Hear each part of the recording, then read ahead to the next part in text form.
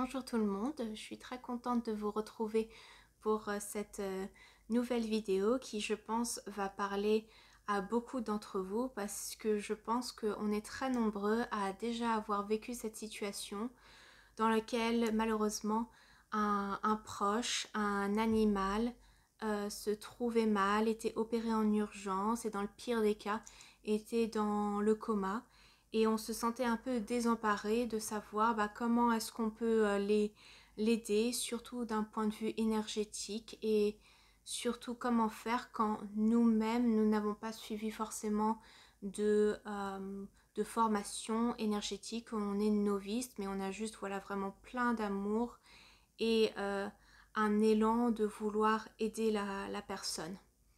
Donc cette vidéo, je veux vraiment en fait vous donner une méthodologie qui a fait ses preuves parce que moi-même je l'utilise en plus d'autres choses pour aider les personnes qui sont en situation de détresse.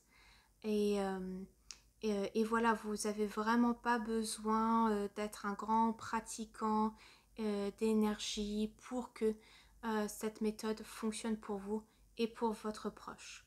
Il y a juste vraiment un protocole à respecter parce que tout travail énergétique ne peut pas se faire simplement comme ça, quoi. Donc, en fait, pour commencer, tout simplement, quand on a un proche qui est hospitalisé en urgence ou quelque chose comme ça, on apprend une mauvaise nouvelle, forcément, ça nous fait un choc émotionnel. Et la première chose vraiment à faire, c'est de se calmer. Parce que même avec toute la bonne volonté du monde, de vraiment cet élan d'amour, de vouloir aider l'autre, il ne faut pas que nous-mêmes on se fasse mal. Donc vraiment écoutez-vous. Si vous n'arrivez pas à vous calmer, si vous n'êtes pas dans les meilleures dispositions pour aider cette personne d'un point de vue énergétique, n'hésitez pas à faire appel à quelqu'un d'autre, peut-être un ami, en disant écoute, on m'a parlé de cette technique énergétique, est-ce que tu veux bien la faire avec moi parce que moi je ne me sens pas totalement en pleine possession de mes moyens émotionnels, mentaux pour pouvoir faire cette technique. Il y a cette option là, ou sinon tout simplement vous n'hésitez pas à demander à des professionnels parce que on a tous besoin d'elles et c'est ok de dire que là je le sens pas de le faire moi-même, quoi. Je dois dire que ça fait partie de mon quotidien. J'ai régulièrement des personnes qui me contactent en urgence pour me dire qu'un de leurs proches, elles-mêmes, sont hospitalisées, elles ne vont pas bien et si je peux intervenir voilà, à distance ou tout simplement être en soutien le temps qu'il faut. Donc ça c'est la petite parenthèse, mais c'est très important quand même, c'est voilà, se calmer, être présente à soi-même parce que c'est un don de soi qu'on fait. Donc c'est un peu comme l'histoire de l'avion. On vous dit toujours dans l'avion, mettez votre masque pour respirer avant d'aider les autres, quoi. Donc ça c'est vraiment important. Et pour vous sentir plus en fait peut-être en sécurité et présent à vous-même avant de faire quoi que ce soit en soins énergétiques, je vous propose en fait de tout simplement faire appel à la flamme sacrée bleue.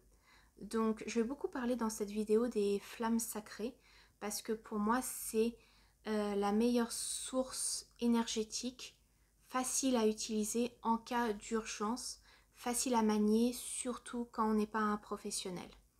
Donc juste pour ceux qui ne sont pas au courant, les flammes énergétiques, les flammes sacrées ou les rayons sacrés comme on peut en entendre un peu à droite à gauche, ce sont des énergies qui composent la source. Leur nombre varie selon les cultures, les enseignements et elles ont vraiment des pouvoirs guérisseurs. On ne va pas toutes les voir aujourd'hui, mais Voilà, si jamais ça vous intéresse, petite parenthèse, moi je fais des ateliers sur le sujet. Voilà, c'est au cas où vous voulez approfondir la chose. Mais déjà rien que dans cette vidéo, avec les informations que je vous donne, vous n'avez pas besoin encore une fois d'être un grand spécialiste pour les utiliser. Donc comme je disais, la flamme bleue, vous pouvez d'abord en fait l'utiliser sur vous. Parce que la flamme bleue, elle purifie, elle protège. Donc déjà, rien qu'en l'utilisant sur vous-même, vous êtes sûr de peut-être pas avoir un retour de bâton, perdre beaucoup trop d'énergie, à faire un travail énergétique sur une personne qui en a besoin. Donc comment l'activer sur vous? C'est très simple. Vous visualisez au-dessus de votre tête euh, une grande boule de lumière bleue, bleu saphir, bleu comme vous le souhaitez. Et vous demandez à ce que cette lumière bleue descende sur vous et en vous, vous englobe. Et vous lui demandez qu'elle purifie votre énergie et qu'elle vous protège. Et vous pouvez même rajouter que l'archange Michael vienne vous apporter de la protection et de la purification parce que toute flamme sacrée est reliée à un archange. Donc c'est une aide supplémentaire pour ceux qui sont en lien avec les archanges ou c'est une énergie qui leur parle. Le simple fait de faire ça, déjà, vous n'avez pas besoin de le faire 30 minutes. Ça va déjà vous aider à vous mettre dans les meilleures conditions possibles. Donc ça, c'est la première étape. La seconde étape, c'est demander la permission à l'archange de la personne que vous souhaitez aider. Pourquoi c'est important? Parce que quelquefois, on n'a pas la permission. Et c'est ok de ne pas avoir la permission de l'ange gardien de la personne sur le coup, parce que peut-être vous ne le savez pas, mais il y a peut-être déjà l'ange gardien qui lui-même est en train de faire un travail sur la personne en question. Il y a peut-être d'autres esprits qui sont en train d'aider la personne à l'heure où vous souhaitez faire le soin, ou tout simplement en fait la personne est en train de vivre cette expérience humaine, même si elle est très difficile à vivre pour elle, et on ne peut pas intervenir parce que ça fait partie de son chemin de vie d'une certaine manière. On pourra peut-être intervenir après. Donc, pour résumer, vous enfilez d'abord euh, la flamme bleue et après, vous pouvez demander à l'ange gardien si là, maintenant, tout de suite, vous avez le droit de faire un travail énergétique sur la personne. Et pour avoir la réponse, vous pouvez utiliser un pendule, mais pour ceux vraiment qui n'ont rien du tout, je vous propose tout simplement d'utiliser un dé classique, et vous décidez que les chiffres pairs correspondent à un oui et les chiffres impairs correspondent à un non. Et selon ce que vous avez, si vous avez un chiffre pair, oui, vous avez le feu vert de l'ange gardien de la personne pour intervenir ici et maintenant. Si c'est un non, vous attendez un petit peu. Peut-être que vous pouvez reposer la question en demandant si vous pouvez intervenir plus tard dans la journée, peut-être le lendemain, ou si vous n'avez vraiment pas le droit d'intervenir. Et gardez toujours ça en tête que un non, comme je l'ai expliqué, un non ne veut pas dire que la personne va mourir. N'envisagez pas que la personne, voilà, c'est la fatalité, on ne peut rien faire pour elle.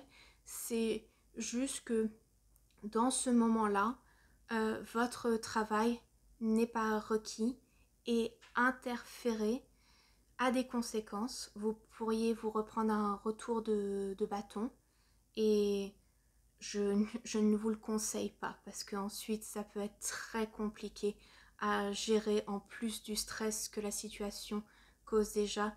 de se prendre un retour de bâton énergétique de l'univers. Donc voilà, et encore une fois, si vous n'êtes pas sûr de vous, que vous avez un oui ou un non de l'ange gardien, posez-moi la question, posez la question à quelqu'un d'autre chez qui vous avez confiance pour vérifier ce que vous avez reçu comme information et comme intuition.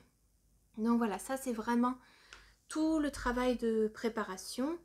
Maintenant, véritablement, qu'est-ce que vous pouvez faire? La première chose que vous pouvez faire, c'est envoyer la flamme violette. La flamme violette, c'est la flamme de transmutation. C'est la flamme alchimique. Et du coup, c'est celle qui est la plus efficace pendant une opération de quelqu'un ou un travail préparatoire à une opération parce que ça permet d'informer les cellules que il va y avoir un travail qui va être fait et que c'est leur moment pour totalement transmuter ce qui ne va pas et accueillir justement la guérison. Donc c'est un peu le même principe que pour la flamme bleue. Euh, Vous allez toujours visualiser une boule de lumière violette, mais cette fois-ci, au lieu que ça soit au-dessus de votre tête, ça va être au-dessus de la tête de la personne.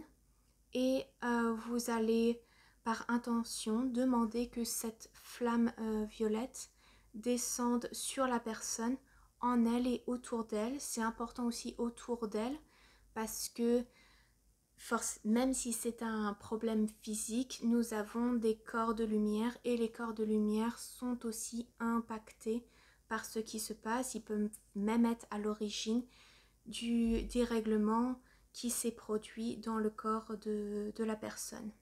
Voilà, et vous mettez vraiment cette intention que d'informer les cellules de la personne que elle se régénère, elle se transmute, elle transmute toute négativité, toute problématique qui a engendré la situation.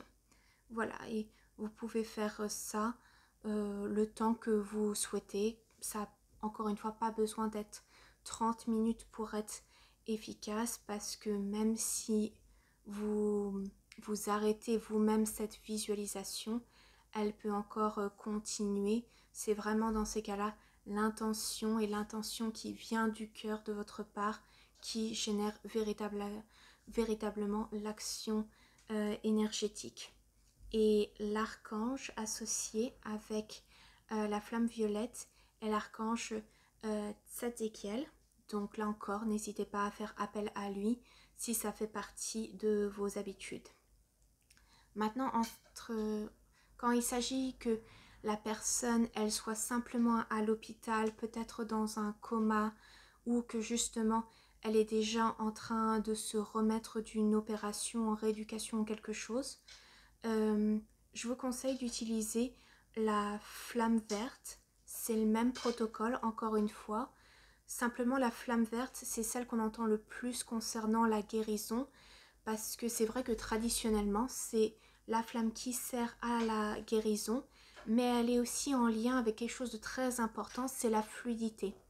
Et donc, quand il y a un problème dans le corps, il faut venir remettre de la fluidité. Encore une fois, venir réinformer les cellules que les choses sont fluides, le sang coule, tout est fluidité et un peu faire comme une douche interne pour que le corps se régénère et que la guérison ait lieu et que les choses négatives qui causaient le problème à la base puissent partir. Et donc du coup, ça aide en tous les cas beaucoup avec la cicatrisation.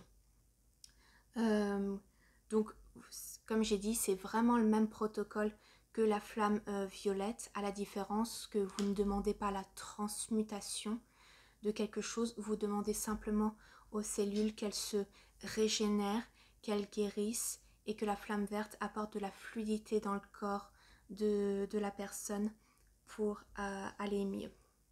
Voilà, ça c'est vraiment les trucs de base que je peux vous apprendre. Ensuite, bien sûr,